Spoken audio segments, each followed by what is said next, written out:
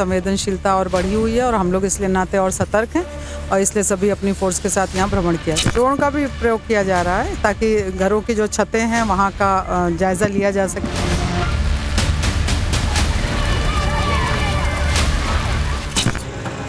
ये तस्वीर है उस गली की जहां मुट्ठी भर लोगों ने व्यवस्था को बंधक बना लिया था एक रोज पहले। जहां डेग डेग पर वर्दीधारियों का पहरा है, यही जगह हिंसक भीड़ की अराजकताओं में लिपटा हुआ था चंद घंटे पहले। यहां मस्जिद से ऐलान होने के बाद बेलगाम लोगों ने हिंदुस्तान में दहशतगर्दी की जांच करने वाली सबसे बड़ी जांच एजेंसी को खुल्ला चुनौती दी थी। जहां एनआईए के सामने फसादी दीवार बनकर खड़े हो गए थे एक आरोपी को छुड़ाने और बचाने के लिए। वहां पुलिस वालों की मौजूदगी के बाद खामोशी है, शांति सी है। आज एक अतिरिक्त सतर्कता इसलिए भी बरती जा रही है क्योंकि कल जो घटना हुई है जिसके संबंध में मुकदमा थाना कोतवाली पे पंजीकृत किया गया है, उसके संबंध में संवेदनशीलता और बढ़ी हुई है और हम लोग इसलिए नाते और सतर्क हैं और इसलिए सभी अपनी फोर्स के साथ यहाँ भ्रमण किया गया है। क्या मस्जिद को भी देखा आपने? क्या हाँ, मस्जिद को देखा, नमाज पढ़ रहे हैं शांतिपूर्वक, कोई दिक्कत नहीं है। तो सभी मस्जिद या सभी लोकेलिटी जहाँ पे कल घटना हुई है वो सभी जगह का भ्रमण किया जा रहा है। पुलिस की गश्ती और शांति के बीच उस मुफ्ती खालिद नदवी के घर पर ताला लटका हुआ है जो इस विवादों की जड़ में है, जिसे बचाने के लिए मोहल्ले के लोगों ने एनआईए के अफसरों को घेर लिया था। यही वो घर है जहां एनआईए टीम ने छापामारी की थी और उसके बाद में लगभग 9 घंटे इसी मकान में पूछताछ चली थी मुफ्ती खालिद से। आज हम देख सकते हैं कि यहाँ ताला लगा हुआ है। जिस मुफ्ती खालिद नदवी को पकड़ने के लिए आतंकवाद रोधी जांच एजेंसी पहुंची थी झांसी के सलीम बाग मोहल्ले में, उसकी कुंडली जान लीजिए पहले। मुफ्ती खालिद मदरसा बैतुल कुरान के नाम से कोचिंग सेंटर चलाता है जिसमें ऑनलाइन क्लासेस होती है। उसकी ऑनलाइन क्लास में भारत के अलावा ब्रिटेन और दूसरे देशों के बच्चे भी जुड़ते थे। मुफ्ती खालिद नदवी ने अपना यूट्यूब चैनल भी बना रखा था। खालिद ने इस चैनल को दीनी तालीम देने का जरिया बनाया हुआ था। इसके अलावा घर पर बैतुल कुरान नाम से मदरसा भी चलाता था। इस मदरसे में बच्चे बच्चियों से लेकर बड़ी उम्र की महिलाओं को भी तालीम दी जाती थी। जांच एजेंसियों को सुराग मिला था कि कुछ महीने में खालिद को विदेशों से मोटी रकम मिली है। इसी के बाद वो एनआईए के रडार पर था, लिहाजा उससे पूछताछ करने के लिए यूपी एटीएस को साथ लेकर एनआईए की टीम पहुंची थी। जांच एजेंसी के अफसर सबसे पहले मुकरियाना में छोटी मस्जिद निवासी मुफ्ती साबिर कासमी के घर पहुंचे। यहां 1 घंटे की पूछताछ के बाद टीम सुपर कॉलोनी में खालिद के घर पहुंची। इसी बीच मस्जिद से ऐलान हुआ और चारों तरफ से भीड़ गली में आ गई।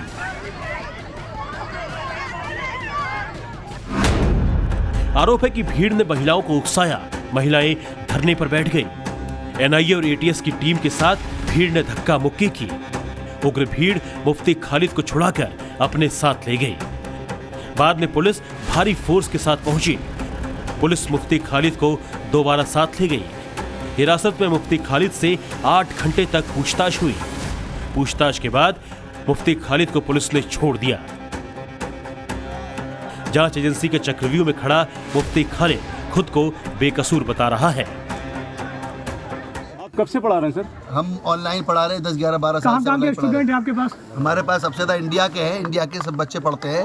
बाहर के जो बच्चे वो इंडिया ही के बच्चे हैं। किस कंट्री के बाहर के हैं वो? बाहर के बच्चे जैसे कि आपके क्या कहते हैं इंग्लैंड के हैं और आपके इस्लामिक की कुरान कायदा छोटे छोटे बच्चे वो भी इंडिया ही के हैं।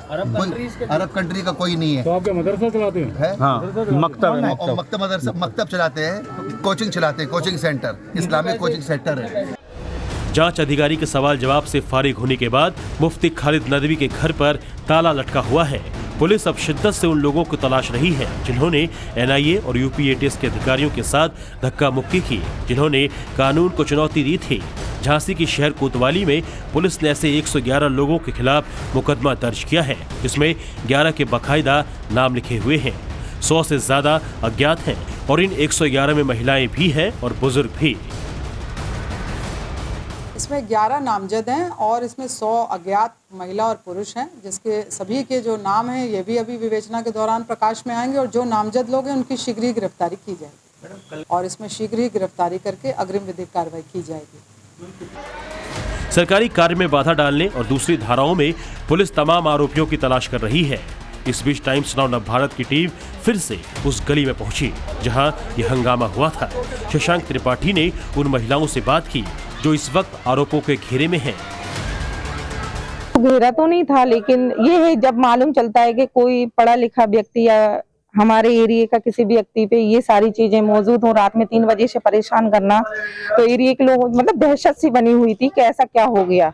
तो जब सबको थोड़ा थोड़ा मालूम चलता है तो काफी लोग इकट्ठे हो जाते हैं, जेंट्स भी होते हैं, महिलाएं भी होती हैं, तो वही सारी चीजें मौजूद रही हैं। कल व्यक्ति हैं, सज्जन लोग हैं, अच्छे लोग हैं, हमारे बच्चों को पढ़ाते हैं, तालीम देते हैं, तो इन पे ये आरोप लग रहा है। तो क्यों लग रहा है, क्यों इनको ले जाया जा रहा है? बस ये चीज थी, हम लोगों ने रोका हुआ था, ना धक्का मुक्की करी, ना हम लोगों ने मारा मुरी करी, ये हम लोगों की गलत है। नहीं था, वो तो भीड़ में खड़े थे सब। हाँ, खड़े थे सब लोग। अब हो सकता किसी ने धक्का दिया हो और वो एकदम लग गया हो किसी में, तो उसमें अब चाहे आपको लग जाए चाहे किसी पुलिस के व्यक्ति को लग जाए, ये हुआ, लेकिन जान के किसी ने ऐसा नहीं किया। अच्छे इंसान है, सबको पढ़ाते लिखाते हैं, इसलिए हम लोग सब जने गए थे। ना किसी ने किसी को मारा, ना धक्का दिया, दूर हटे, और सब यही कह रहे थे कि मतलब इनको मत ले जाए, इनको मत ले जाए, नहीं जाए आप इनको। और बहुत अच्छे हैं, पढ़ाते हैं बच्चों को, बहुत अच्छी तालीम देते हैं, तो इसी वजह से हम लोगों ने रोका कि उनको ले जाए नहीं आप। ये महिलाएं जिसे सामान्य भीड़ कह रही है, सामान्य भीड़ का सामान्य विरोध बता रही है, उसी का ये दृश्य है, देखिए जरा।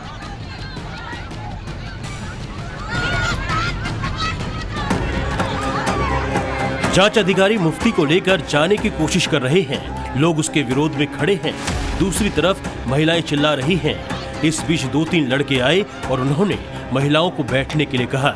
महिलाएं और बच्चे वहीं पर धरने पर बैठ गए। उसके बाद फिर से महिलाएं उग्र हो गई, धमकी भरे लहजे में पुलिस वालों के खिलाफ बोलने लगी।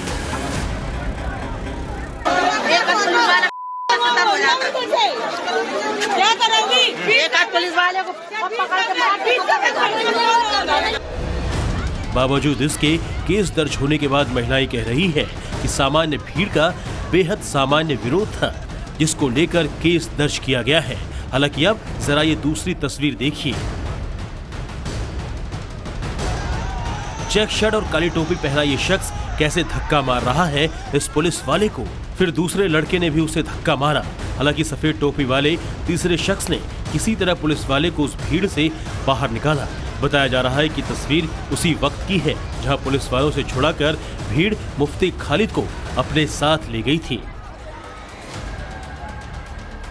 इन्हीं तस्वीरों के आधार पर अब्दुल हमीद, साकिर उर्फ पप्पू, गोल्डी, परवेज, जकरिया समेत तमाम लोगों पर केस दर्ज किया गया है।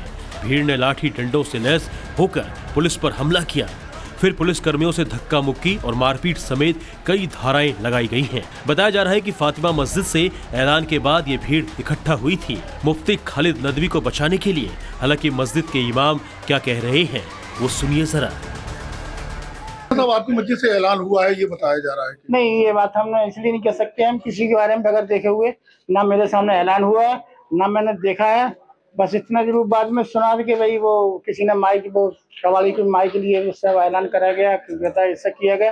तो मैं देखा नहीं, किसी का नाम कैसे ले दूं? मस्जिद से ऐलान कब हुआ, कैसे हुआ, किसने किया, इन सवालों के बीच जो हुआ वो कई सवाल खड़े करती है। सवाल ये है, एक आरोपी को छुड़ाने के लिए ऐसी भीड़ क्यों इकट्ठा हो गई?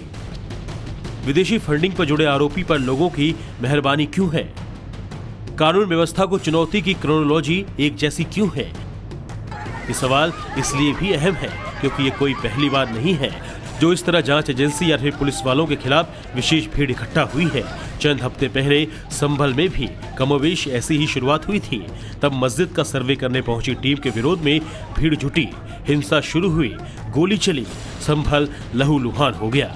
5 लोगों की मौत हुई, कई लोग अब भी जेल में बंद हैं।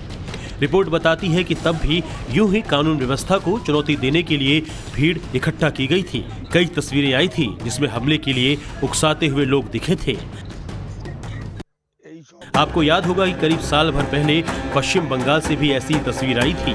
जब 5 जनवरी को ईडी की टीम पर हमला हुआ था, तब प्रवर्तन निदेशालय की टीम पर उसी कुख्यात टीएमसी नेता शेख शाहजहां के समर्थकों ने हमला किया था, जिस पर नए खुलासे के बाद बंगाल में भूचाल आ गया था। शेख शाहजहां के समर्थन में जांच अधिकारियों पर हमला करने वाले कौन थे, ये सबको पता है। और अब जिस तरह झांसी में विदेशी फंडिंग के आरोपी को बचाने के लिए विशेष भीड़ इकट्ठा हुई, पुलिस वालों पर हमला हुआ और अब सब खुद को बेकसूर बताकर बचने की कोशिश कर रहे हैं, उसी की वजह से ये सवाल उठ रहा है कि कानून व्यवस्था को चुनौती की क्रोनोलॉजी एक जैसी क्यों है। झांसी से शशांक त्रिपाठी के साथ ब्यूरो रिपोर्ट, टाइम्स नाउ, नव भारत।